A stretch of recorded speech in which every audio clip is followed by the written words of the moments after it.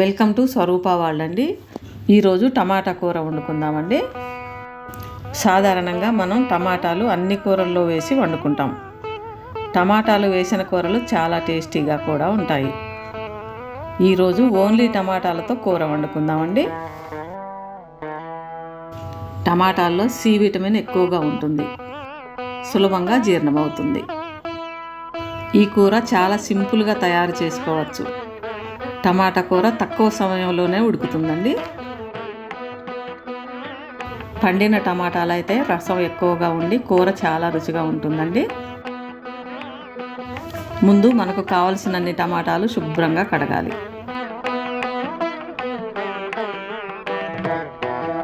ఇలా ముక్కలుగా కట్ చేసి రెడీగా పెట్టుకోవాలి.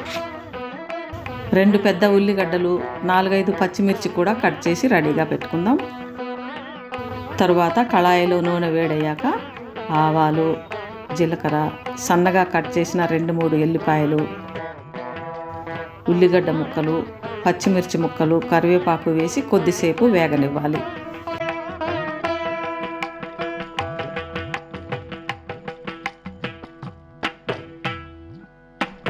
తరువాత తగినంత ఉప్పు, పసుపు వేసి కలపాలి.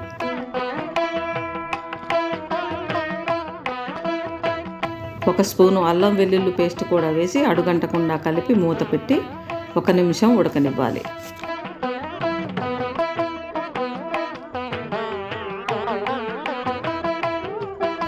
ఒక నిమిషం అయ్యాక టమాటా ముక్కలు, 1 స్పూను ధనియాలు జీలకర్ర పొడి, 1 స్పూను కారం వేసి బాగా కలపాలి. కారం, ఉప్పు మన రుచికి తగినట్లుగా ఎక్కువ తక్కువ వేసుకోవాలండి. ఇలా కలిపాక మూత పెట్టి మీడియం ఫ్లేమ్లో 5 నిమిషాలు ఉడకనివ్వాలి. అడుగంటకుండా మధ్యలో 2-3 సార్లు కలపాలి. టమాటాల్లో నీరు ఎక్కువగా ఊరి కూర ఉడుకుతుందండి.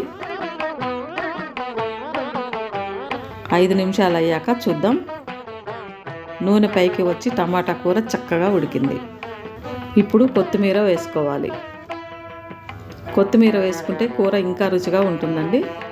మా ఇంట్లో కొత్తిమీర లేదండి, నేను వేయట్లేదు. ఇప్పుడు స్టవ్ ఆఫ్ చేసుకుని సర్వింగ్ బౌల్లో వేసుకుందాం. ఈ టమాటా కూర తక్కువ స్పైసీతో ఉండి పిల్లలు, పెద్దలు చాలా ఇష్టంగా తినొచ్చు.